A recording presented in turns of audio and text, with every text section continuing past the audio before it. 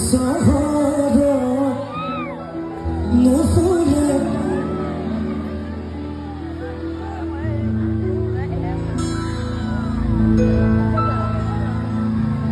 যোৱাবাৰ বিহু খুব ধুনীয়াকে গাইছিলে হয়নে মনত আছেনে এটা যোগে হোৱাটছএপৰ হ'ব লাগে